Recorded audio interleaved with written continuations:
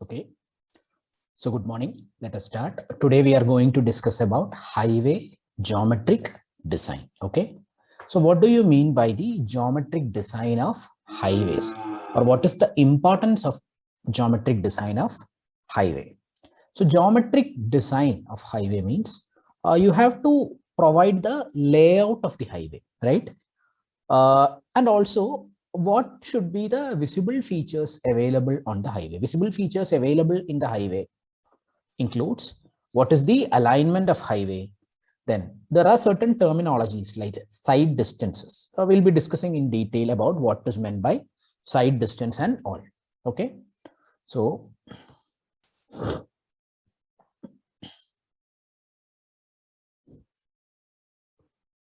highway geometric design. Highway geometric design. Actually, the objective of providing highway geometric design is to make sure that the traffic operations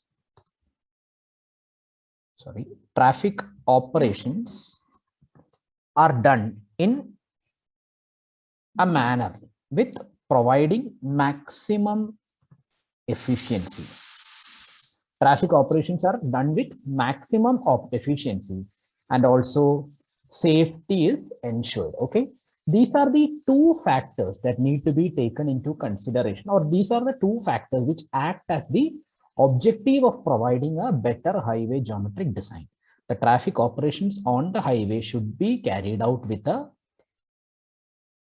the traffic operation should be carried out with these things in mind, so that the traffic will be ensured with maximum efficiency and safety will be ensured. Okay, so these are some of the factors which deal to or which lead to highway geometric design. Okay, now there are certain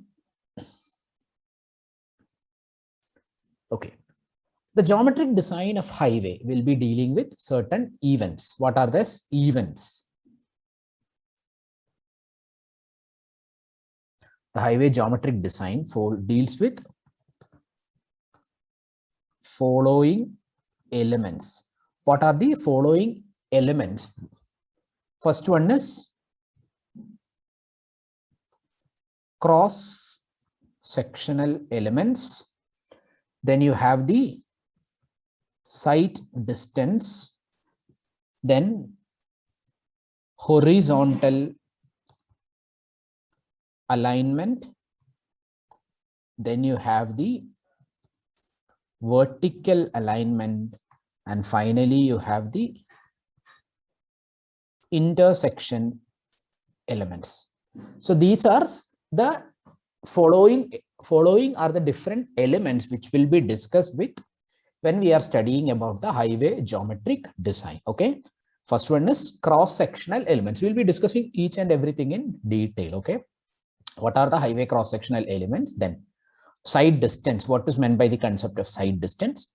Horizontal alignment, vertical alignment, and intersection elements. Okay, so these are the important elements which will be dealt with in a highway geometric design. Okay, so for your convenience, I'm just telling you what is meant by the cross-section elements. Cross-section elements means you are considering a section of the highway. Okay, you are considering a particular section of the highway. What is the width of that pavement character? What's the width of that pavement section? What is the friction characteristics?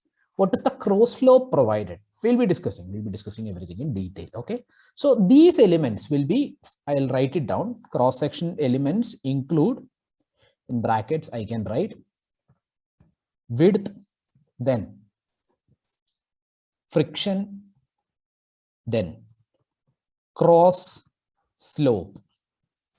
Okay, these are some of the factors which include in highway cross-section elements. Now, sight distance means we will be dealing with different type of sight distances.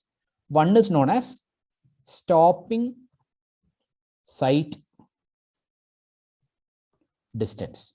Stopping sight distance means you are driving a vehicle on the highway. Okay, you need to stop the vehicle. You need to bring the vehicle to a condition of stop. So before bringing the vehicle to the condition of stop, you should make sure that the vehicle will not collide with another vehicle on the road. Okay. Suppose this is a pavement and a vehicle is moving over this pavement like this. Okay. You need to bring this vehicle to rest. Due to some reason, the driver wants to stop the vehicle. So before stopping the vehicle, you should make sure that there is no collision occurring to the vehicle. The collision can be occurring to the vehicle. Either the vehicle may be hitting another vehicle on the road, or the vehicle may be hitting an obstacle on the road. Okay.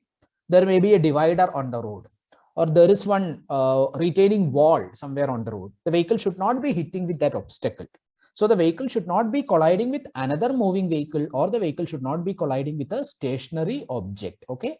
Both these things should be ensured. So there should be a minimum side distance available ahead to the driver of a vehicle before bringing the vehicle to a condition of rest. Okay. You call it as stopping sight distance. Next one is overtaking sight distance. Overtaking sight distance.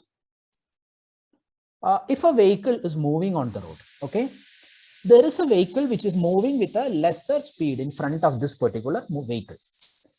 I am driving a vehicle with a greater speed, but I have a vehicle which is moving at a lower speed in my front.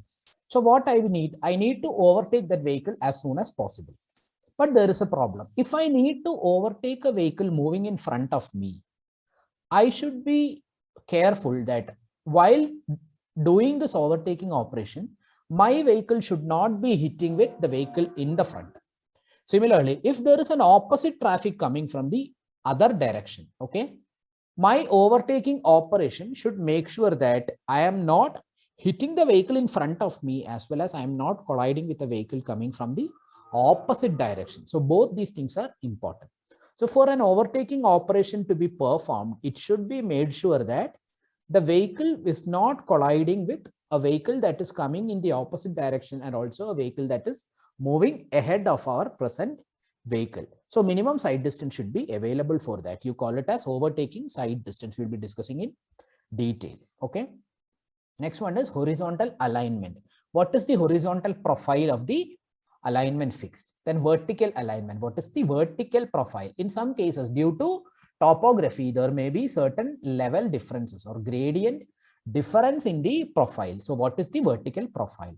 And what finally the intersection elements. Intersection elements means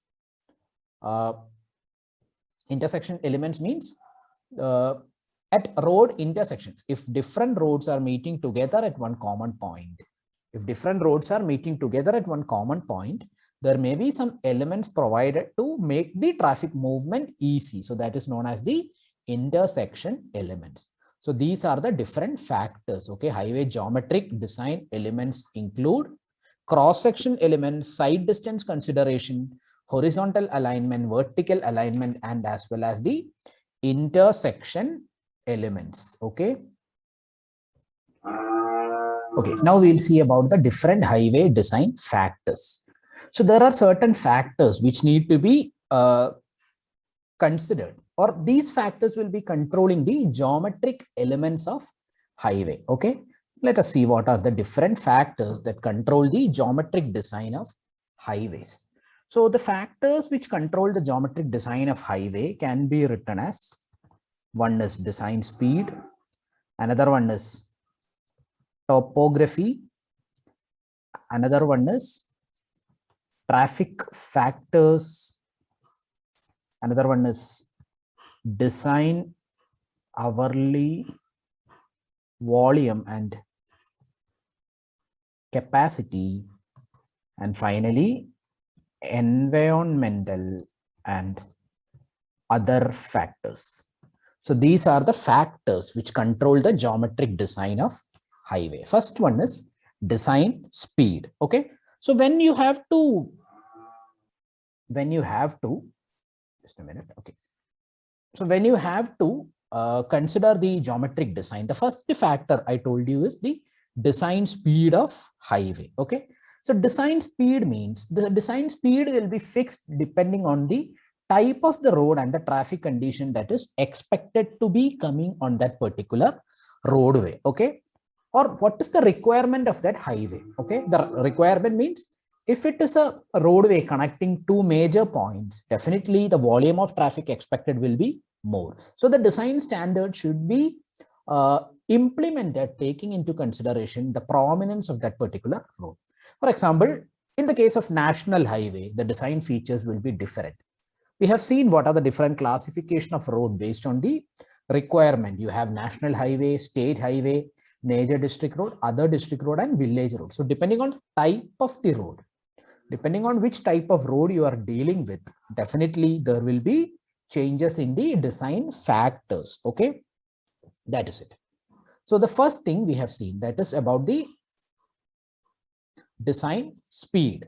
Next one is topography. So design speed is completed. Second one is topography.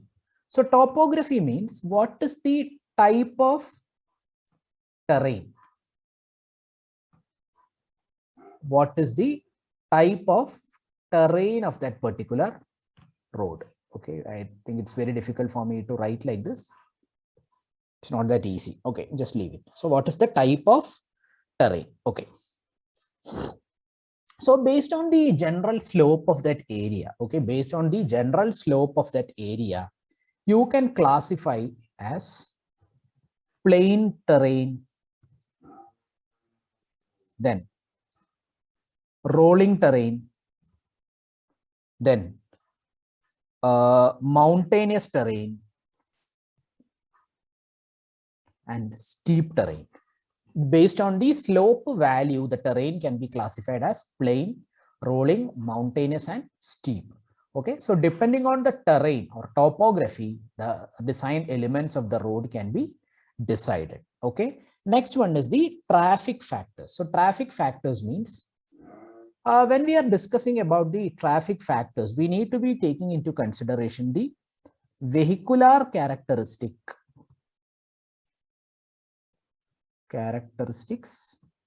as well as the human characteristics. So when you imagine a traffic system, okay, when you imagine a traffic system, you have to make sure that the traffic system will be consisting of two components.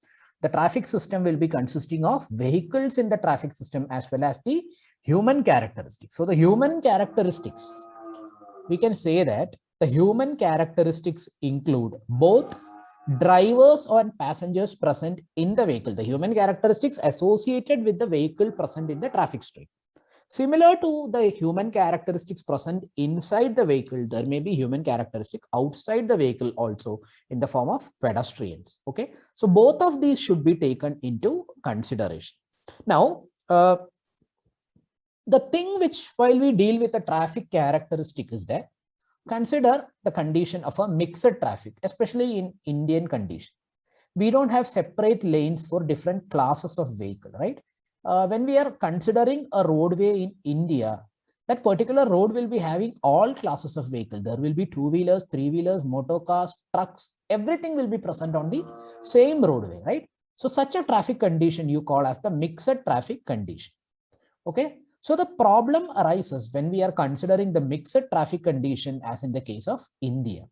So in order to simplify the process of analyzing the traffic condition for highway geometric design, we have to introduce a concept. Okay, we'll be discussing it in detail. We have to introduce a concept known as the PCU. This PCU stands for passenger car unit. Okay, so this is one unit. What do you mean by this passenger car unit? Different classes of vehicles will be present in a mixed traffic condition. I have already told it, right? So a value will be assigned to each type of vehicle. For example, if a motor car is present, okay, and a truck is present, these two are entirely different, and a two-wheeler is also present. These are all entirely different classes of vehicle. So what we have to do is we should be having a uniform scale in which a comparison can be made possible between the different classes of vehicle. So what you are assigning is you are assigning a single unit known as the passenger car unit. For every type of vehicle available on the road, there will be a PCU value associated with that vehicle. Okay, The Indian Road Congress has provided a specification that too separately for urban roads and rural roads, where the different vehicles present in the Indian road condition are assigned with one particular value known as the passenger car unit, which will make our analysis very simple. Okay. So this is about the traffic factors. The fourth factor we have written here is design hourly volume and capacity. Okay. So the traffic flow, if you consider a traffic flow, you should understand that the number of vehicles present on the road at any particular time, when you are considering a particular stretch of the road, will not be uniform always, or the traffic distribution will not be uniform throughout a day, right? Early morning, midnight are times in which the traffic volume will be low. But 9 to suppose 7 o'clock or 6 o'clock in the evening, that is a time period when which maximum number of people will be using the road. That means it can be called as the peak traffic time, right? So depending on the traffic condition, okay, we need to consider the design hourly. Whenever you are designing a road facility, it should be designed keeping in mind the maximum demand, that is at a time at which there is peak traffic. Okay, so that is about the design hourly volume and capacity. Next one is environmental factors. The last factor which govern the geometric design is environmental and other factors. So when we discuss about the environmental factors, we have to include factors like aesthetics. What is the beauty aspect? Then landscaping, pollution, then local conditions. So these are the different factors that need to be taken into consideration. So I repeat, here we have seen the 5 factors which will govern the design characteristics. First one is design speed, then the topography of the road. Topography of the road, I have told you that it will be plain terrain. Depending on the cross slope of that particular area, the topography can be divided at plain, rolling, mountainous and steep. Okay, so design speed, topography, then traffic factors. Traffic factors include vehicular characteristics as well as the human characteristics. Then design hourly volume and capacity. Okay, there will be variation in the traffic flow during different times. So considering the maximum demand or the peak traffic time, you have to design the features. So the design hourly volume and capacity is important. And finally, environmental and other factors. In the case of traffic factors, we have coined a term known as the passenger car unit, that is the PCU. Okay, so I hope it is clear.